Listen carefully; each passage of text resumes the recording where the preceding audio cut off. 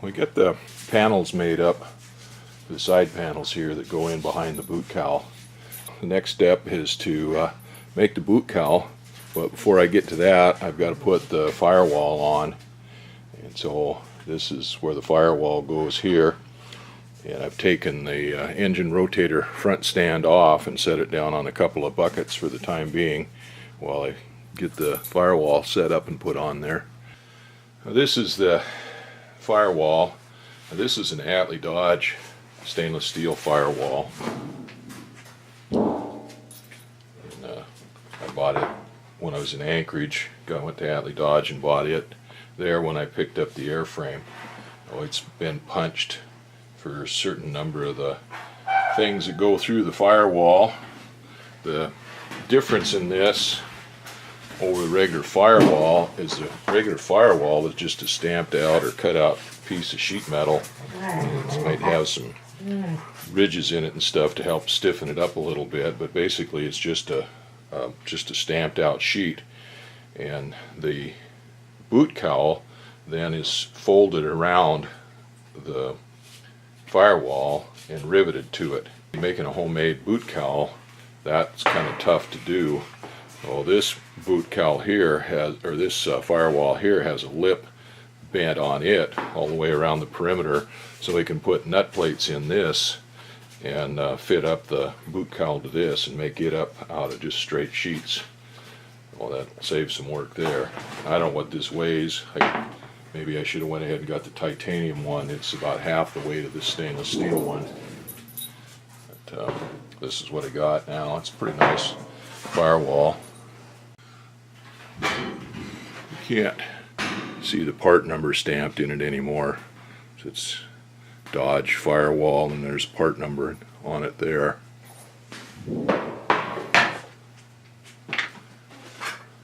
I also got a firewall pad. I got this from Aircraft Spruce. It's for PA-18. So that helped block some of the noise and heat and stuff off of coming through the firewall. Well, here's the part number for that. There's 3 screws welded onto the front of the fuselage that hold this firewall on, that go on through these holes here. So that's the first thing I have to do, is locate those holes in this pad so that I can slip everything on there. This is where the cabin heat comes through, and this is where the fuel selector valve, or not the fuel selector valve, the gas collator screws on right here. And then we've got engine mount holes here, here, here, and here. And then there's some other holes there that I'm sure we'll figure out what they're for. I'm just going to have to put a hole in there for the back seat heat. The firewall is mounted up to the airframe. I've got the pad in behind it, the firewall pad in behind it. There's 3 832 screws that are welded onto this front structure of this framework on the airframe to hold the firewall on. I put a large area stainless steel washer on, and then I initially put a AN365 832 nut on there. And I realized that this may not come off there. I was originally thinking it may come off, once or twice to fit things on there, but it may not come off of there. So I went and got some AN363 nuts to put on there. They're solid steel nuts, and the fiber lock washers you don't really want to use on the engine side of the firewall. The fiber lock part will get hot and melt, and it'll lose its locking quality. And so that's on there. That may not come off. I laid out this firewall pad on the inside of the firewall and marked where all these holes are on it. And I took some punches and punched those out. And for the small holes, I used these gasket punches here. I got these, I don't know, 100 years ago, I guess. I don't know where. Before Harbor Freight. I got them probably at Hardware Sales or someplace. I don't even know where. I've had them a long time, and they work really good for punching out fiber gaskets and stuff, but they don't work very good for fabric. But I was able to get them to work and got the holes punched out in the fabric. Bigger ones didn't work with a dam on there, but I made them work. For the big hole, I got this big hole punch that I got at Boeing Surplus years ago, and that thing is sharp, and that really cut a nice hole for this heater. And then I got another set of larger hole punches that I got from Harbor Freight that I used for these other larger holes. And this is kind of the cutout. This is the big cutout. And this thing has got a vinyl on the back side of it, on the pilot side of it, and then it just uses polyfiber on the firewall side. It's impregnated with some kind of a silver, probably flame-proof stuff or something. But anyway, it got cut out, and then I took a soldering iron and went around all the raw edges on there and kind of melded them in so they don't unravel.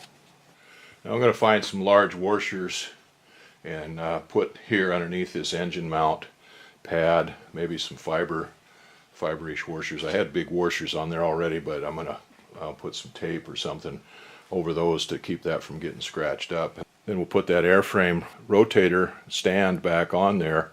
I've got to lay out the boot cowl, of course the heater, and the gas collator. Then I've got to route all this wires and controls and stuff that come out of the cockpit and go into the engine. Now, I had a little bit of trouble getting these holes lined up here. I took this off and reamed out these holes for these little mounting screws.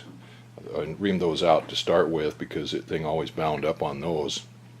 And once I got it on, I couldn't quite get these engine mount holes to line up, so I went and reamed those out again.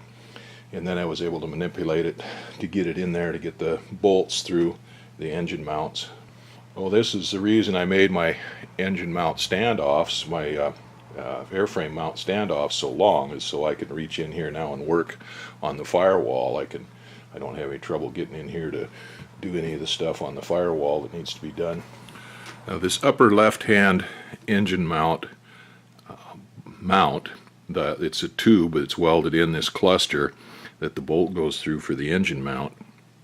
And there's a cluster on the other side, but this tube was welded up, and with the weld and everything in the tube, it interfered with this nut seating up tight on this engine mount bolt.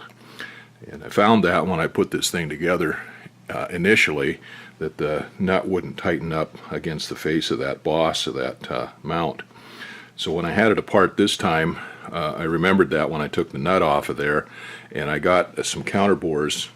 I bought a cheap Chinese counterbore set, and I got the counterbores and put a pilot in there and used a couple of counterbores sequentially, larger ones, to counterbore that seat and flatten it out. And I got that now so that a washer will fit on there flat and a nut will fit on there flat. So that's a lot better than it was. And that's the only one like that. The rest of them have plenty of room around them. The one on the right side had plenty of room around it. And of course the ones on the bottom don't have anything there. They just stick right through. Now that the firewall is on, I can start setting up to make patterns for this boot cowl, figuring out where I want to put it, make a pattern for it.